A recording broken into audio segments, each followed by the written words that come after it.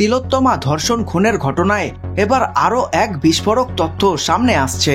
CBI এর নজরে আরজি করের এক জুনিয়র চিকিৎসকের ভূমিকা। 9 আগস্ট তিলোত্তমার মৃত্যুর দিন ভোরে চেস্ট মেডিসিন বিভাগের ভেঙে ফেলা বাথরুমে স্নান করেছিলেন ওই জুনিয়র চিকিৎসক। নার্সকে বলেছিলেন গায়ে রক্তের দাগ লেগে গিয়েছে। সিবিআই সূত্রে এই তথ্য উঠে আসছে। ওই জুনিয়র ডাক্তারের খোঁজে আরজি করের নার্সদের জিজ্ঞাসাবাদ করেছেন সিবিআই আধিকারিকরা।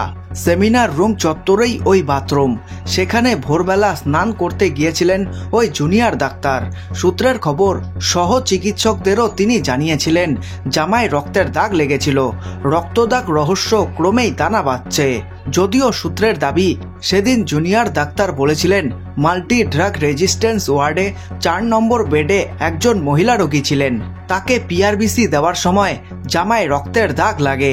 প্রশ্ন উঠছে, পিআরবিসি দেওয়ার সময় এই ঘটনা ঘটলে সেখানে কর্তব্যরত কোনো নার্স কি এই ঘটনার সাক্ষী ছিলেন? সিবিআই এই প্রশ্নের জবাব খুঁজতে নার্সদের জিজ্ঞাসাবাদ করে। সূত্রের দাবি, সেই জিজ্ঞাসাবাদেই চাঞ্চল্যকর দুটি তথ্য উঠে আসে। এক, ওই নার্স জানান তিনি কখনোই ওই জুনিয়র চিকিৎসককে আগে দেখেননি। 2, এই জুনিয়র চিকিৎসকের নাম জানতে চাইলে নাম বলতে চাননি। সিবিআই এর কাছে যে বয়ান ওই নার্স দিয়েছেন, সূত্র মারফত জানা যাচ্ছে সেখানে নার্স জানিয়েছেন রাত 9টা নাগাদ হন্তদন্ত হয়ে মাল্টি ড্রাগ রেজিস্ট্যান্স ওয়ার্ডে ঢোকেন ওই জুনিয়র ডাক্তার।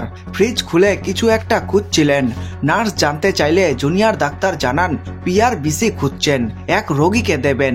শীতল পিআরবিসি চালানো যায় না, তাই ফ্রিজার থেকে বের করে এরপর 10:30 নাগাদ এসে পিআরবিসি চালান। রাত 2:30 পর্যন্ত পিআরবিসি চলে। সূত্রের খবর, নার্স জিজ্ঞাসাবাদে জানান ওই সময়ের মধ্যে 2 বার রোগীর কাছে গিয়েছিলেন ওই জুনিয়র ডাক্তার। জুনিয়র ডাক্তারের গ্লাভস ঠিকমতো পরা কিনা তা নিয়ে নার্সকে জিজ্ঞাসা করলে তিনি বলেন পরেছেন, তবে তিনি স্নান করবেন কারণ তার গায়ে রক্তের দাগ লেগেছে।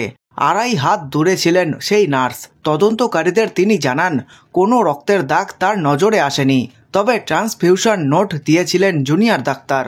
এর মধ্যে আরও এক জুনিয়র ডাক্তার ওই ওয়ার্ডে এসেছিলেন বলে সূত্রের দাবি। 10:30টার আগের ঘটনা। নার্স জানতে চেয়েছিলেন কে পিআরবিসি চালাবেন। ওই জুনিয়র ডাক্তার জানান আগের জনই চালাবেন। আপাতত ওই জুনিয়র ডাক্তারকে খুঁজছে সিবিআই। এই খবরটি ভালো লেগে থাকলে লাইক করতে পারেন এবং আপনাদের মূল্যবান সময় দেওয়ার জন্য ধন্যবাদ। আপনাদের দিন শুভ হোক।